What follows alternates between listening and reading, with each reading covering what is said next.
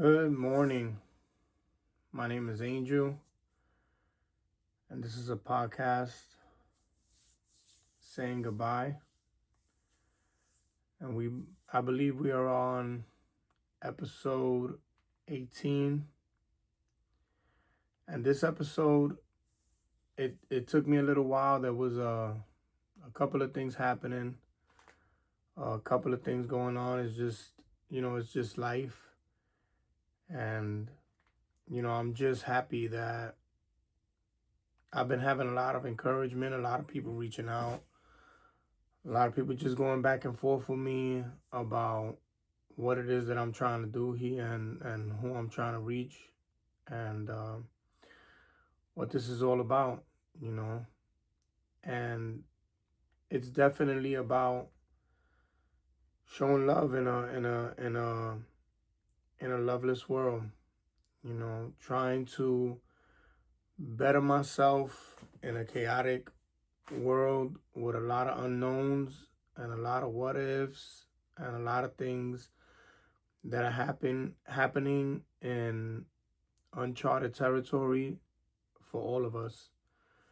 A lot of things we never thought would ever happen, and a lot of things we gotta deal with and maintain as life continues to unfold for all of us as men, women, uh, uncles, aunts, fathers, mothers, grandmothers, grandfathers, you know. And you know, this episode, I've been thinking about, I've been going to a lot of funerals. I mean, a lot. And I know that happens as you mature. It just seems to be that it's been like so much, so frequent. You just hearing so many things happening, to people, to younger people, 45, 30, 35, you know, and I don't know if it's scary. I just know that it's life. You start going through life, and as we start maturing, a lot of people start going, and that's what I wanted to talk about death. I wanted to talk about dealing with it. I wanted to talk about so many different forms of death. I wanted to talk about how I experienced it and like what it was like and what it's like for me. Now, obviously, I've had a lot of death. I've had my mom die. I had, my brother Booby when he got killed. And, I had my uncle pass away as well. Recently I had my nephew pass away, and I went over there, and I haven't seen family that I haven't, I saw family I haven't seen in over 20 years. And I was just thinking to myself, like, what's going on? That I don't, like, I don't reach out to nobody.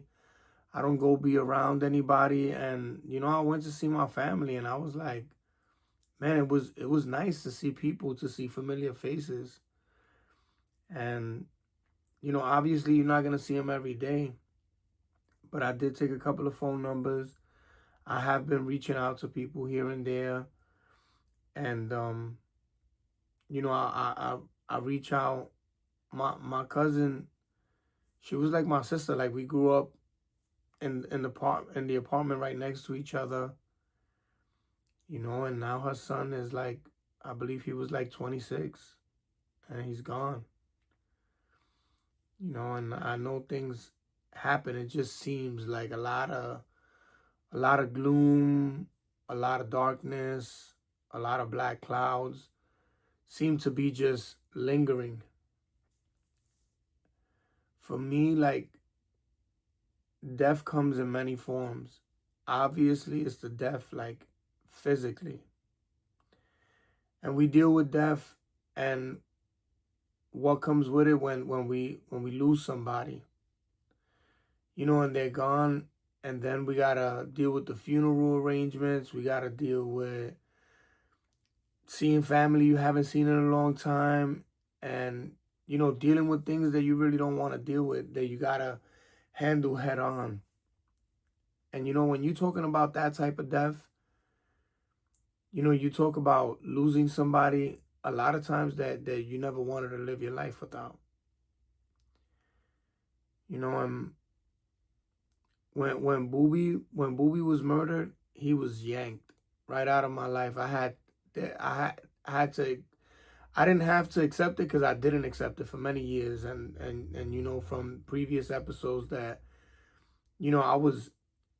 I just got drunk to numb the pain. I got high, and I ran from it. I didn't want to accept anything. And now it's you go through those things, and then my mom passed away, and I was there throughout that whole situation. And then my uncle eventually passing away, and then I go into like my nieces and my nephews and things like that, my cousins, and things start life starts to unfold. And it's really difficult, man, to go and look at a kid in a casket, you know and I couldn't imagine what that was like, like for my cousin. And I just pray a lot because there's nothing that I could do, to like mend her heart. And I wish there was something I could do. And then I talk about like dealing with things. And right now there's a lot of things going on in my life, and I'm starting to like have my kids in my life, and I'm going to visit them more often, and I'm making more time for them. And like that's what my weekends are about, like just celebrating life.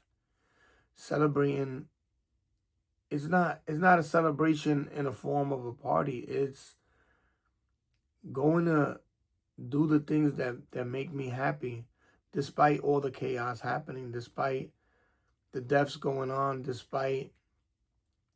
you know despite people, seeing people go through that, and probably people wonder, because I don't hang out on a street corner. I don't hang out till 2, 3 in the morning, like outside, hanging out with a bunch of people on, on a block anymore.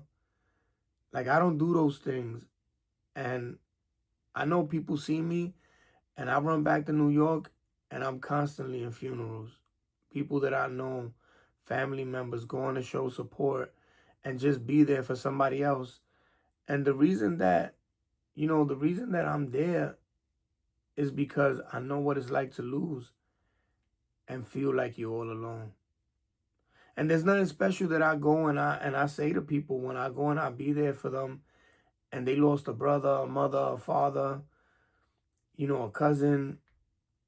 There's nothing special that I say. I just go and I be there for them, and I show them support. And there's no prophetic word. There's nothing that I have is not like a rehearsed thing. I just go and I be present, and I'm there, and I express my condolences, and I'm just hanging around, showing them love, asking them if they need anything, what can I help with, just making myself available. And that's what I do. And I go and I see people I haven't seen in a long time, people from the neighborhood, people that we grew up with, people that like you, people that didn't like you. You see everything. You don't get to choose. And and then I pick up and I go home, and I drive home, and I leave all that stuff, the broken heart, the misery, the pain, all that stuff that people are going through. I detach from it, and then I come home, and I appreciate everything that I have, like every moment, every minute of time, like every second that I have, I just realize as these things happen, I just realize like what I have and how important it is for me to enjoy what I have. And I was talking to a friend the other day, and I was saying to myself, like I was saying to them, like I have to stop looking at my cup half empty.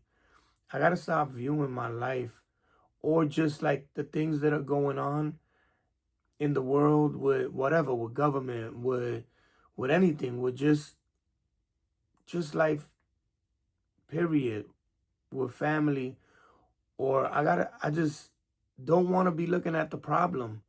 I don't want to be looking at, man, so many people are dying. I want to look at, man, time is not ours. And we never know how much time we have left. We don't know when our time is up. We don't know when it's going to happen. We don't know when it's coming. We don't know exactly the date. And that's a gift because you get to live your life to the fullest if you understand how sensitive time is. And at this point in my life, I really understand that I don't know when it's going to happen. I know eventually it's going to happen. And then I got to make a decision in my life of how I'm going to choose to live my life. Yeah, a lot of people are dying. Yes, people that were pillars in my life, friends, um, my friend's family, my family's family, and all these people are dying because that's what happens in life. There's a lot of people being born and there's a lot of people dying, you know? And that's just the circle of life. And it's tough. It's something that's harsh to deal with. And I know it's harsh to deal with because I had the people in my life that I thought would never be gone. And they're gone. And the harsh thing about that is that you got to keep going. That you got to get up every day. You still got to go to work. You still got to pay bills. And life just seamlessly moves on. And it's not that life is harsh. It ain't that anybody's trying to do that to us on purpose. It's just that life doesn't wait. Time doesn't wait for nobody. And things still keep happening. And to like the parents, they gotta like the mothers, the fathers, they gotta like lose somebody that they love, that they never want to let go of. And you raising your children, and you gotta like fix your face, fix your emotions, and try to act like things are okay when they're not, and you're broken, and you just want to lay down and curl up in a ball and just wait for death to come and not and no longer deal with that. And then so we talk about, like, I'm talking about, like, what do you do in those situations? What do you do when you feel that way, man? What do you do when you just want to give up, and you have a daughter or a son, and you have these kids, and you don't want to accept the truth of what has taken place? You don't want to accept what's unfolding and what life is shoving down your throat, because that's exactly how it happens. Because whether or not you want it, it's there, and it's not going anywhere, you know. And I know when I was dealing with that, I was just not mature enough to understand the stages of grief. I was not mature enough to understand that everything has its due process. And I had to make myself aware so that I could allow myself time to grieve over people, to understand that I'm never going to see them when I turn that corner. I'm never going to be able to pick up the phone and call them again. And I'm never going to be able to hold them. And that hurts, man. And it almost feels like somebody's just grabbing your heart and just like ripping your heart apart, and it's not a good feeling. It's not a good feeling. It's not something you get used to. It's not something that you could say, oh, like I've been through that a couple of times. Like I got experience with that and it doesn't matter. And that's the furthest thing from what reality is.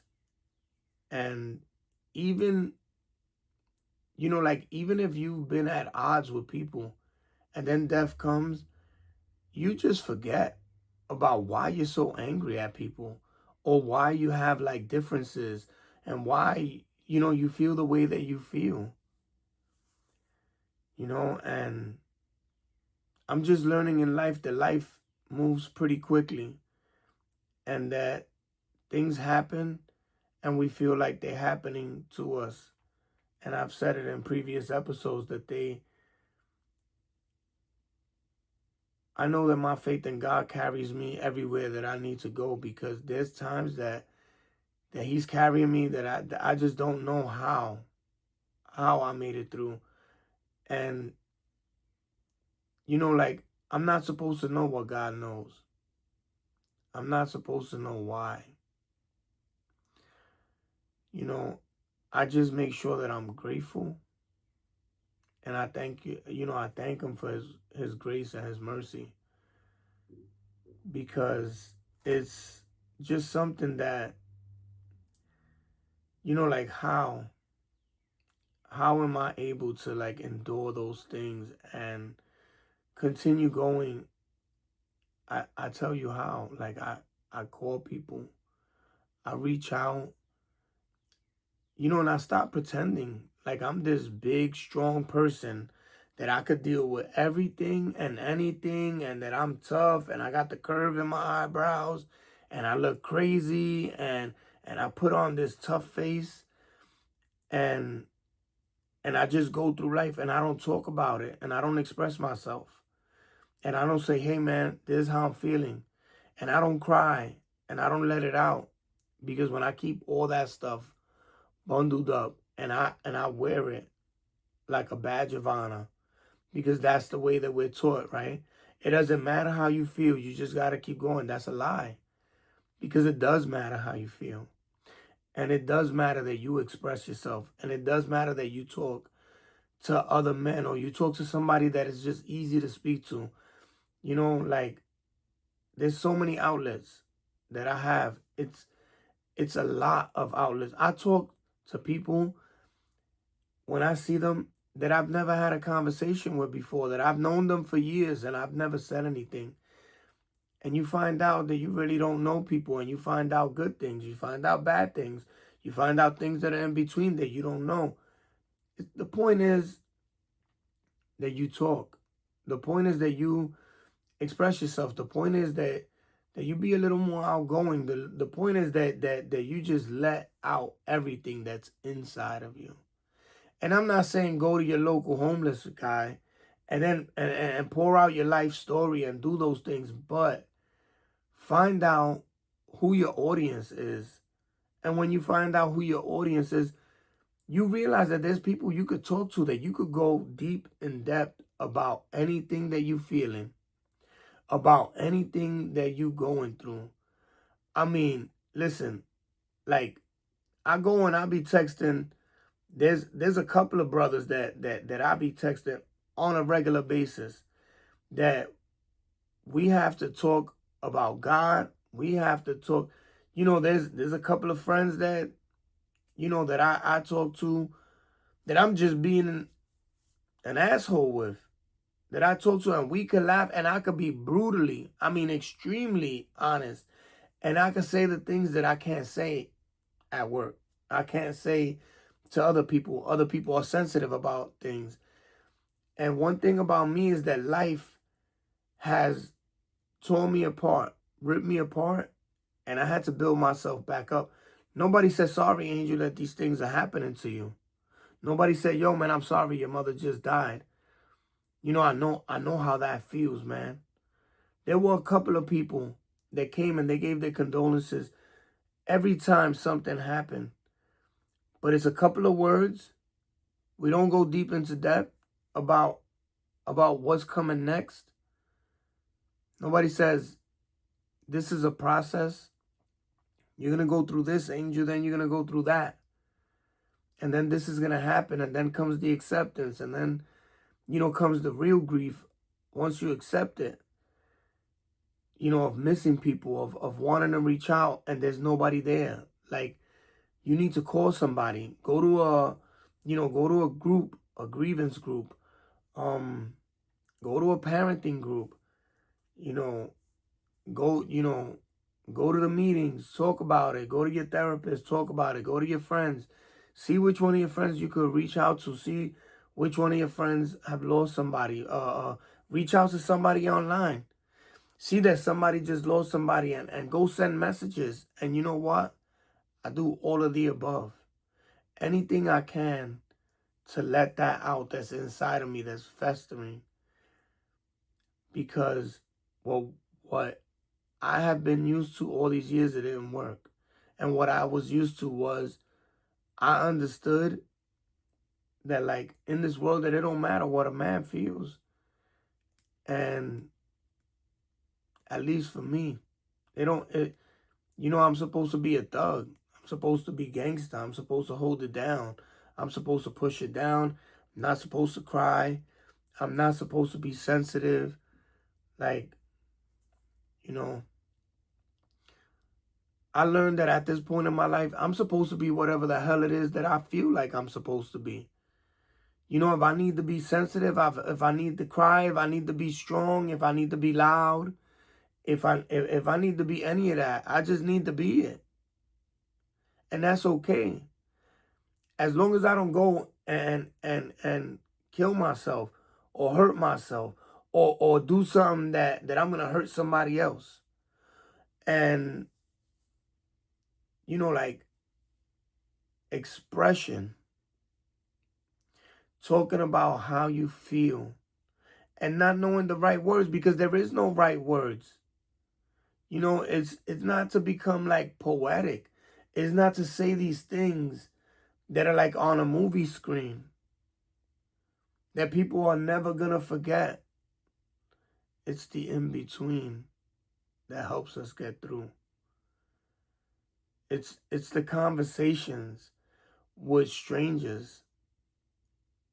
It's people reaching out and saying, hey man, I've been through so much. I heard your stories. Thank you for sharing. And people getting real deep and being vulnerable and sharing with me like what they've been through. And that is what this podcast is all about. It's about saying, me too. I've been through that. You're going to be all right. You're going to get through this. I know it don't seem like it. I know it seems like it's just a never-ending story of shit that's being poured on you. And believe me, it's not that. Believe me that it's life just unfolding. And it's not fair, 100%. It's not. But who told us that it was going to be fair? Who told us that it was going to be easy? Who told us that life was just going to be this even balance and that you wasn't going to go through things and that you weren't going to be tested and that you weren't going to be broken over and over and over again? The question is, what do you do with these things? What do you do when death is at your doorstep? Like 4 years ago, I caught cancer, right? And I had cancer, you know, on in my head, like in the back of my head. It was something that was on the surface. I didn't know what was going to happen. All I know is that it was on my head. And for me, I thought, oh, this is it. I got to get my affairs in order. What is this stuff? How is this going to affect me? Do I need to take treatment? What's happening? And it was, it was really, really a dark time in my life. I started to prepare for death. I started thinking the worst things. And the doctors were like nothing. It was so cold. It wasn't anything. There was nothing compassionate about what these doctors were doing. They were like, "Oh yeah, you got cancer. Yeah, we're gonna cut a hole in your head. Yeah, we're gonna set a date. All right, yeah, we gotta do blood tests. We gotta do this. We gotta do that." And like at I had a few conversations with my significant other at the time, who that was, and I had started talking to like friends and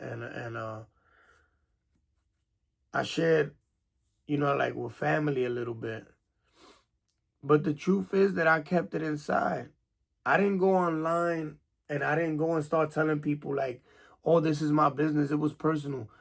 No, definitely. But I did reach out to people that had it before. I did start doing a lot of research. I started changing the way that I eat. I stopped putting all this stuff on my body, like sunscreen and all that chemical shit. I stopped putting all of that on my body. I stopped poisoning myself. And I had to look at why this happened. And only by admitting my ignorance or only by understanding that I didn't know nothing about this and only by being vulnerable and putting myself out there was I able to get information. Was I able to look and do some research and find out exactly what this cancer was. And well, I wasn't looking at my survival rate. I wasn't trying to like look at that. I was just trying to look at like what I can do to help my body get better. And then I started doing these things. And then when they cut that out of my head and they evicted that stuff and they kept cutting pieces and pieces of my head, the back of my neck out, and they kept testing it and looking at it under a microscope until they reached the point that they reached healthy tissue. And then they sewed me up. And then I went home and I was messed up. I couldn't sleep for days. And the things that I went through in that time, like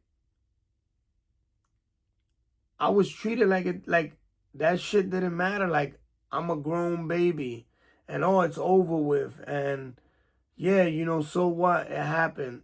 And there was no compassion. At least I didn't feel it. But it's important for me to say, damn, I felt like nobody cared. I felt like because I'm supposed to be the strong one and the people supposed to run to me, I'm not allowed to be vulnerable. I'm not allowed to cry. I'm not allowed to fall apart.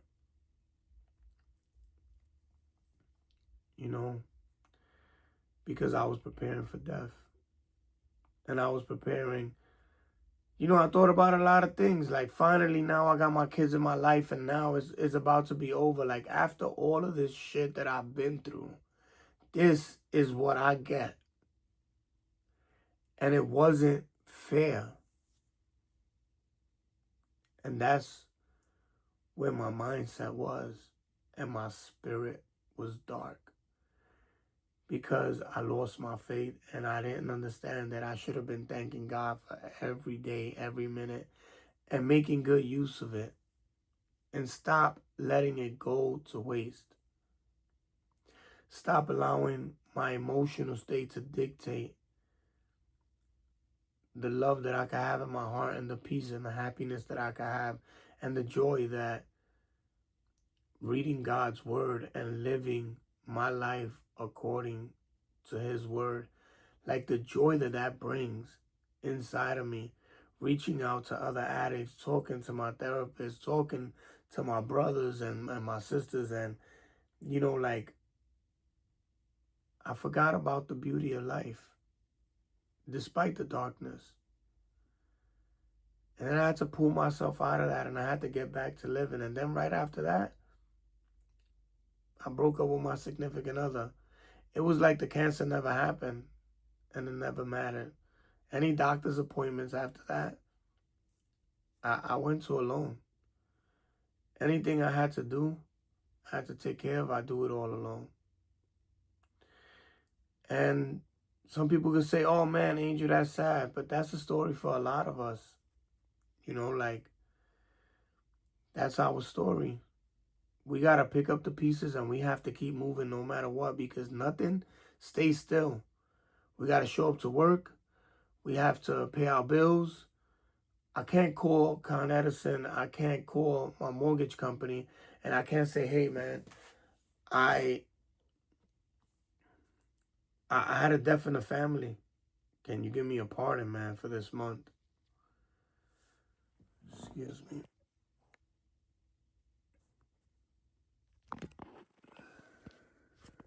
Sorry for that.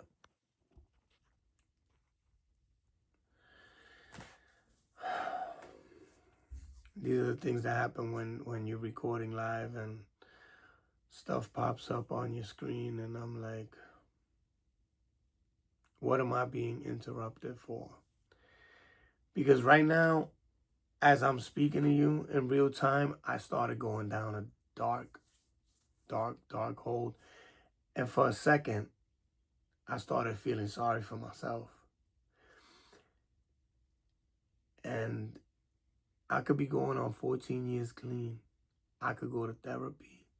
I could talk to NA people. I could be in the best part of the day. I could be in the greatest part of my life. And then boom, I hit downhill. And things start to crash, and I'm going down, and I got to figure out how to put my arms out and I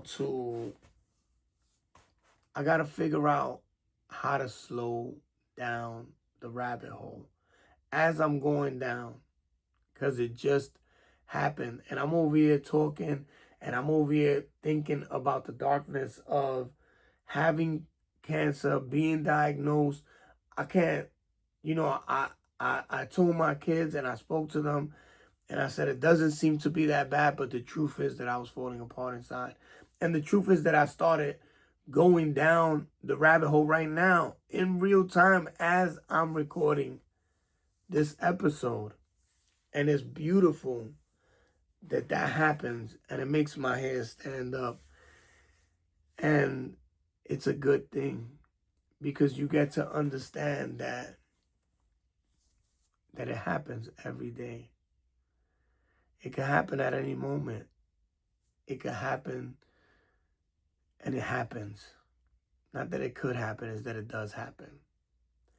And then what do we do in these times when these things happen? What do? You don't stay alone.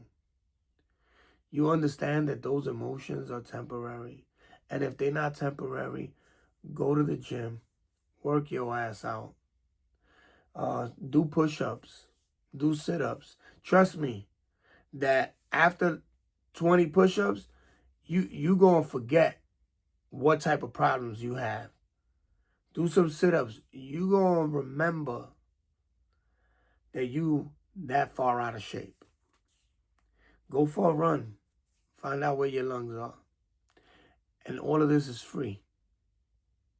You can have it for free. You can do anything to feel better. Reach out to somebody that you feel comfortable talking to. Reach out to somebody you don't feel comfortable talking to. And then find out that you just had a great conversation. Listen, I talk to people that don't have their shit together. I mean, people that their lives are in shambles. And let me tell you, Their advice is the best advice. The things they tell you, you never see coming. The things they tell you, like the things they express to you, you would never believe that they're going to say those things to you. And that's what I'm talking about. Like, we cannot control the outcome of what's going to happen. We can't say, oh, this was going to happen. I know it, and I know it in my mind. And you know what? We don't know it in our minds because we didn't try. Like, we have those conversations before we even happen. We argue before it even happens. You know, you like fighting everybody. When somebody passes away, you fighting everybody. Meanwhile, it never happened. It hasn't even taken place. But the imagination of death and the imagination of you never getting it back together, that's where the real fight begins, because it's in our mind, and then it creeps into our mind, and then it creeps into your spirit and into your heart. And that's why I read God's word. That's why I pray constantly. That's why I talk about that stuff that's festering inside of me, because if you leave it in there and you don't get that out, that's where death resides. And you're alive and the lights are on, but nobody's home. Your spirit just becomes non-existent. You're not living with that glow. You're not living with that beauty. You know, and for me, there's so many levels. There's so many levels of death. It's not only the physical part. You know, like, I wrote a letter. My therapist told me, Angel, write a letter to yourself. Write a letter about saying goodbye. Say goodbye. That's how the whole idea came to me. That's how God put that in my spirit. And I had to write a letter and talk to myself. And I had to say goodbye to the old version of myself that no longer serves me, because I'm not fighting for my life anymore. I'm not here fighting for a couple of packs about who's the next person that gets on the block. And I don't gotta fight about these things anymore. I don't gotta fight because I think that the next man is stealing something from me, when in reality, he's just trying to eat too. I don't gotta be stronger. I don't gotta be tougher than the next man. I don't gotta be the best fighter. I don't gotta be the most violent anymore. And then in reality, I'm doing these things just to keep people away from me, because I'm just so hurt and broken. And I don't want nobody to see my vulnerability, because I lived amongst a pack of wolves, lions. There weren't no sheep out there. Some of them are, but most of them were like killers. And if they weren't killers, they were gonna be. And they grew to be. And they became like different people, demonic entities, and all this craziness that you like, oh, I didn't know this person. Absolutely right. This person didn't know themselves either. And they didn't know God, and they don't know about finding their way there. And thank God that I found my way there. Thank God that I begged him for a chance at life. I begged him and said, if you just show me, I'll follow you. And that I had that humility, and that he took away my, my addiction and the illnesses of life. And I learned to understand that death eventually happens. But am I going to continue in my life living or dying while just being dead while I'm in existence, and not allowing life to happen for me in a beautiful way, and not living my life to the fullest extent the way that God intended it to be? I mean, like coming alive for something and saying, man, I appreciate life so much. I thank God that I woke up. I thank God that I'm here. Thank you, God, for another day. If that's all that I get, I contact my kids every single day. I reach out to people every single day of my life. And a lot of times, my stinking thinking gets in there, and I think like, oh, it's better if I'm not here no more. Nobody cares about me. And that's a lie. And that's a bold-faced lie. You know, I remember I was in a hotel room, and I was thinking, oh, I'm just, it's just better if I'm not here anymore. And then like I was in a motel because I was homeless at this age. I was homeless a couple years ago. I broke up with my significant other. I had nowhere to go. People were doing things, contacting my kid's mother. People were like, like putting things online about me, and people were just like doing all this stuff. And I was like, man, I was getting kicked while I was down. And you know what? For a slight second, I thought to myself, it'll be better. And then a voice in my head is like, yeah, it'll just be quick, man. Just get it over with. And you know what? In that moment, I felt paralyzed and I was scared. And I started like reminiscing about the story that I read in the Bible about Jesus, like fasting and then going to the desert to be tested by the devil. And while I was going and battling that wicked spirit that was on me, because it was on me, I reached out to a couple of people, and only one person kept contacting me and kept telling me like, hey, um, where's your happy place? See if you could pick up your kid. Go take your kid to do something fun. Get out. Leave from there. Don't be alone. One person. And that's exactly what I needed. And I couldn't physically move. And I allowed my body to fall off that bed. And I got on the floor and I started doing push-ups. I kept doing push-ups until I pulled that shit out of me. Whatever that was, it was definitely demonic, because I'm not going out like that. And I would never want to do that to myself. But I'm telling you that I struggle with that, man. We all do. We all go through these things. And it's like, what do you do when that happens? I couldn't even make a phone call because I felt something like like it had me pinned down. I'm telling you that I started having thoughts. I started seeing sand at my feet and long hair and a rope, and I was like, am I tripping? Am I crazy? And it's just God pulling me right out of that. Not because I'm perfect, not because I'm not a sinner, not because I live this great life and I don't have no problems. Bullshit. I got all these things and I have more problems than I ever had in my life, because I gotta maintain all of this. I gotta maintain a car, a house.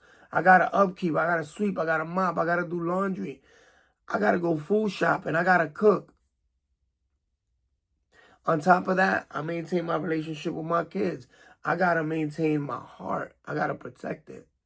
And I gotta protect and understand that my mind is not my friend. And it's gonna think the wickedest shit. But it's up to me what I put and I pour into myself. Listen, I don't got it all together.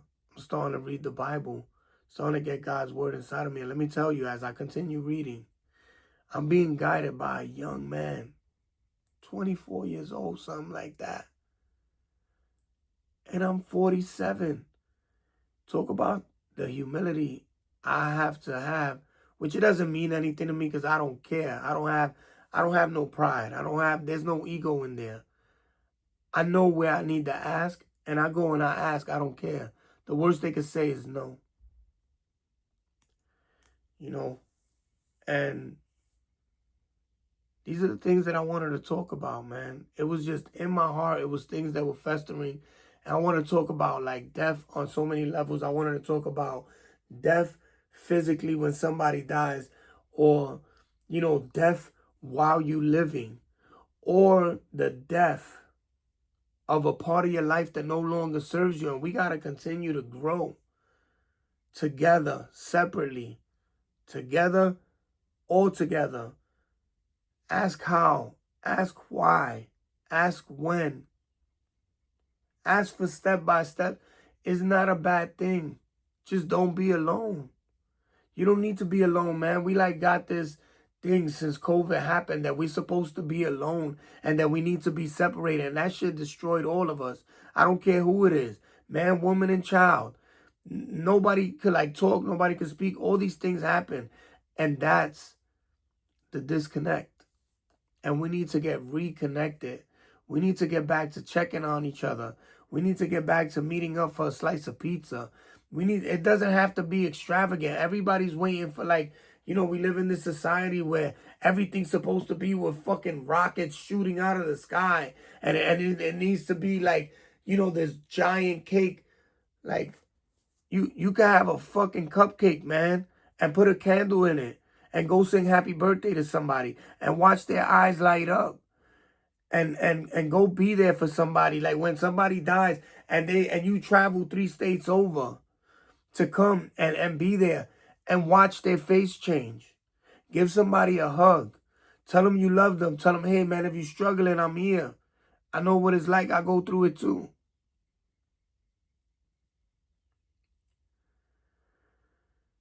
Man, and it animates me because I know what it's like, man. I know because I'm just like you. And I don't want to pretend like everything's all right because it's not. And life is tough. And I come home and I have a huge house. I got 3 floors and I stay in one. And this is exactly what I'm talking about. We got too much of everything and not enough of certain things. So I'm going to continue coming back. I'm going to continue touching on different episodes and talking about different things and saying what God puts in my heart, man, and what's in my spirit and what I'm struggling with. Because I struggle all the time. And it's okay that I struggle. What's not okay that I don't talk about it, that I don't tell anybody, and that I just sit there and I let it linger. For me, this has been a great episode. All of them are in their own right. As I share the things that I go through and how I make it through, and I just hope that you don't hurt yourself. I hope that you are courageous enough to talk to somebody. Because even when I spoke to people, even when I let things out, let me tell you what they did to me. When I was vulnerable with people, you know what people did, man? They put my business out there. People went and told other people, and people talked about me, and I don't care. Because when I let it out and I come on here and I talk about the things that I've been through, you think I care about what people say about me? I go read God's word. I go pray. And if that prayer didn't work, I pray some more. If that don't work, I pray some more. And I keep praying till I feel better. I keep talking to my brothers. I keep talking to my sisters. I keep reaching out. I keep going to meetings. I keep talking to my therapist. I keep going to the gym. I keep doing everything that I could do. I choose happiness. I allow that joy in my heart to shine out. But one thing we don't do is that we don't give up. This is episode 18. Saying Goodbye, a podcast by Angel. And I pray that whatever you're struggling through, that you make it on the other side. There is a other side. And send me a message. Let me know if this helped you. Let me know what you're struggling with. I'll make time. I'll listen. I could reach out. You know, love yourself.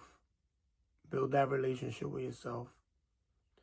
And when you have, I wish that when you talking about death, you talking about saying goodbye to that part of life and a renewing in God in your life and a renewing that's going to make you smile when you wake up in the morning and that you choose happiness every day of your life. God bless you. I'll catch you on the next episode.